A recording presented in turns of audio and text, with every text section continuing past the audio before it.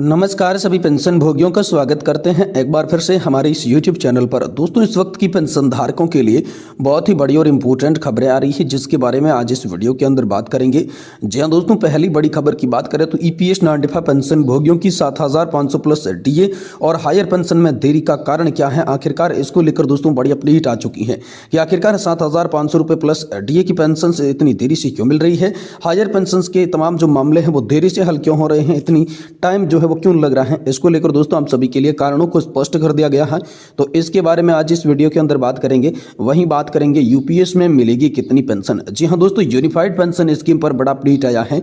कितनी मिलेगी आप सभी को पेंशन, सरकार ने अधिसूचना जारी करके बताई हर एक बात। तो दोस्तों आखिरकार रिटायरमेंट के बाद यूनिफाइड पेंशन स्कीम के तहत जो अधिसूचना जारी हुई है इसकी हर एक बात कौन सी और आपको कितनी पेंशन मिलेगी, इसके बारे में दोस्तों आज इस वीडियो के अंदर संपूर्ण रूप से जानकारी आप सभी को दी जाएगी।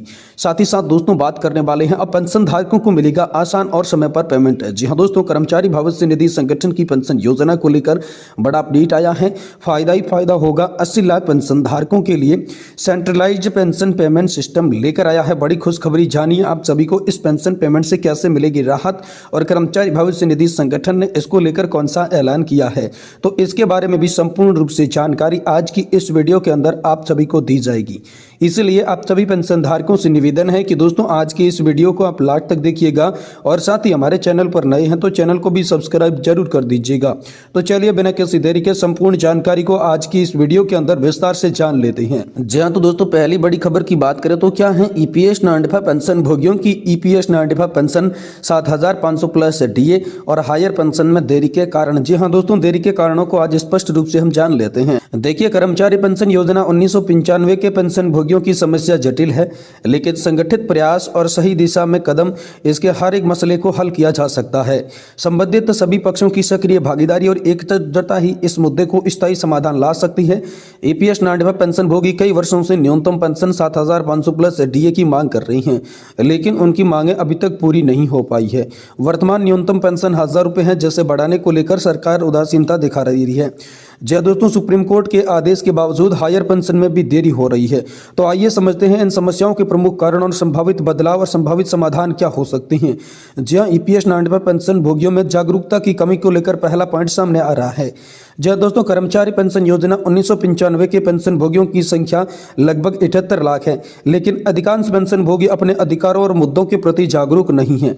ऐसे आंदोलन में उनकी भागीदारी कम हो जाती है, जिससे मुद्दा व्यापक स्तर पर नहीं उठा पाता और पर्याप्त समर्थन नहीं मिल पाता है। वहीं दूसरा है यूनियनों के बीच असंगठित स्थिति। जी दोस्तों, सभी कर्मचारी पेंशन योजना 1995 के यूनियनों के बीच समन्वय और एकता की कमी है, जिससे समस्या का समाधान और भी कठिन हो जाता है। एकजुट होकर काम करने से ही पेंशन भोगियों के अधिकारों की लड़ाई को प्रभावी तरीके से लड़ी जा सकती है। ये बात बड़ी खबर निकलकर सामने आ रही है। वहीं कानूनी जानकारी के अभाव को लेकर भी अगला पॉइंट सामने आया है। जी दोस्तों, अधिकांश पेंशन भोगी उनके संघों के नेतृत्व में ज्ञान की कमी है। वे न्यूनतम पेंशन या हायर पेंशन के मुद्दों पर कर्मचारी भविष्य निधि संगठन यानी कि दोस्तों ईपीएफओ और अदालत को सही कानूनी तर्क देने में असमर्थ है, जिससे उनके मामले भी कमजोर होते जा रही हैं। वहीं ईपीएस नान-डिफा पेंशन भोगियों में नकारात्मक धारणाएं और भ्रांतियों की बात करें तो विभिन्न एजेंसियां और सोशल मीडिया के चैनल्स यहाँ पर जो है न्यूनतम पेंशन या फिर पेंशन के खिलाफ तर्क दे रहे हैं। इससे पेंशन भोगी जो सदस्य है वो असुरक्षित हो जाते हैं और सही जानकारी के अभाव में गलत धारणाएं बना लेते हैं। वहीं पेंशन फंड की प्रक्रियात्मक विस्तार की बात करें तो सरकार और कर्मचारी भविष्य निधि संगठन द्वारा प्रक्रियात्मक देरी भी महत्वपूर्ण कारण है। पेंशन पेमेंट ऑर्डर या फिर मांग पत्र जारी करने में देरी से पेंशन भोगियों की क्षति में वृद्धि होती है, जिससे उनका जीवन स्तर भी प्रभावित होता है। वहीं कर्मचारी पेंशन योजना राजनीतिक स्तर पर समर्थन की कमी। जी हां दोस्तों, कर्मचारी पेंशन योजना 1995 में पेंशन पर राजनीतिक हस्तक्षेप और समर्थन की कमी भी एक बड़ा कारण बताया जा रहा है। यहाँ पर राजनीति द्वारा समर्थन नहीं मिलने से सरकार पर दबाव नहीं बनाए जा सकते हैं और वे जल्दी प्रभावी निर्णय नहीं ले पाते हैं। वहीं ईपीएस नान-डिफा पेंशन भोगियों की आर्थिक चुनौतियों की बात करें तो अधिकांश पेंशन भोगियों के पास आर्थिक ढांचे की कमी है।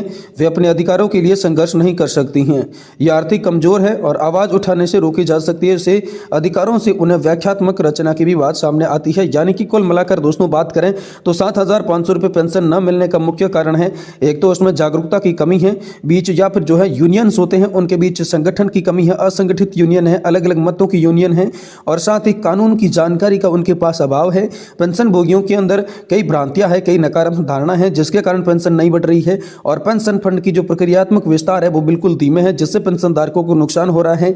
और कर्मचारी पेंशन योजना के तहत राजनीतिक स्तर पर भी समर्थन नहीं मिल रहा है, इससे भी उनकी पेंशन की मांगे मंजूर नहीं हो रही है और पेंशन भोगियों के बीच आर्थिक चुनौतियां भी कुछ सामने आ रही है। ये तमाम जो कारण है ये पेंशनधारकों की पेंशन वृद्धि को लेकर अड़चन पैदा करते हैं और इसी कारण ईपीएस नाड़ेबा पेंशनधारकों की जो पेंशन है वो नहीं बढ़ पाती है। वहीं दोस्तों अगली बड़ी खबर की बात करें तो यूनिफाइड पेंशन सिस्टम में मिलेगी कितनी पेंशन। जी हां दोस्तों, रिटायरमेंट को लेकर आप सभी के लिए बड़ी खबर आ रही है।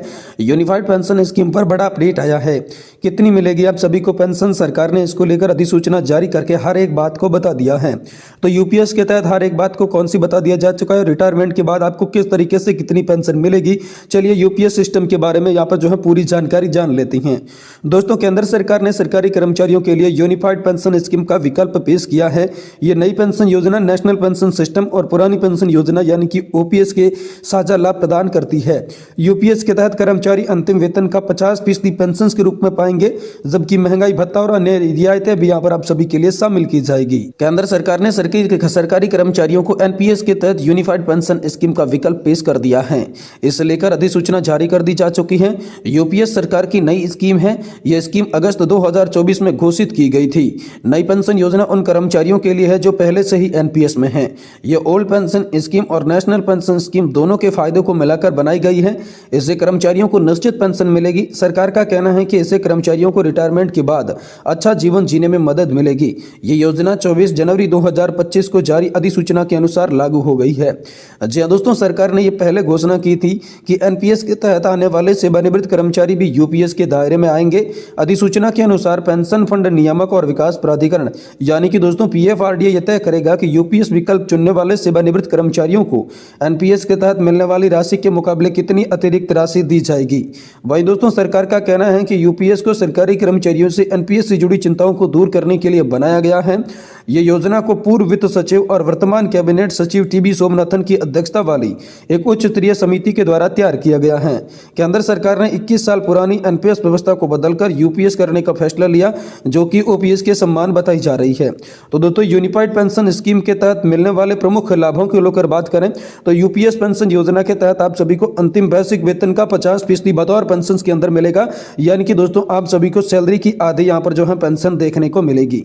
वहीं दोस्तों समय समय पर महंगाई भत्ते में जो बढ़ोतरी होती है वो बढ़ोतरी यहाँ पर पेंशन धारकों की पेंशन के साथ जुड़कर आएगी, यानी कि जिस तरीके से ओपीएस के अंदर आप सभी को महंगाई भत्ता बढ़कर मिलता था, उसी प्रकार अब महंगाई भत्ता जुड़ने से भी आप सभी की यहाँ पर जो है पेंशन बढ़ने वाली है। वहीं परिवार को पेंशन में 60% पारिवारिक पेंशन के रूप में मिलेगी, यानी कि दोस्तों किसी भी कर्मचारी की मृत्यु हो जाती है तो पारिवारिक पेंशन के रूप में जो उन पेंशन धारक को पेंशन मिल रही थी उसका 60% उसके परिवार को मिलेगा। यह भी इस पेंशन योजना की मुख्य विशेषता है। वही सेवानिवृत्ति पर एक मुश्त का भुगतान। जी हां दोस्तों, यहाँ पर सेवानिवृत्त होने पर जिस तरीके से एनपीएस के अंदर एक मुश्त राशि का भुगतान किया जाता था, उसी तरीके से यहाँ पर एक मुश्त राशि का भुगतान यूनिफाइड पेंशन योजना के अंदर भी आप सभी को देखने को मिलेगा। यह भी प्रमुख विशेषता इस पेंशन योजना की बताई जा रही है। वहीं दोस्तों न्यूनतम पेंशन यहाँ पर 10,000 रुपये प्रति माह मिलेगी। जी हाँ दोस्तों, यूनिफाइड पेंशन स्कीम के तहत 10 साल की सेवा पूरी करने वाले लोगों को भी न्यूनतम 10,000 रुपये की पेंशन मिलेगी, चाहे उनकी वेतन कुछ भी हो या फिर उनका कंट्रीब्यूशन कुछ भी हो। लेकिन 10 साल की अगर आप सेवा पूरी कर लेते हैं तो निश्चित ही आप सभी को 10,000 रुपये प्रति माह की जो पेंशन मिलेगी। ये यूनिफाइड पेंशन सिस्टम की प्रमुख विशेषता है, क्योंकि एनपीएस के अंदर न्यूनतम पेंशन 1,000 रुपये से भी कम थी। यहाँ पर दोस्तों आप सभी के लिए 10,000 रुपये की न्यूनतम पेंशन का ऐलान कर दिया जा चुका है। तो ये प्रमुख फायदे यूनिफाइड पेंशन स्कीम के तहत सभी पेंशन धारकों को मिलने वाले हैं।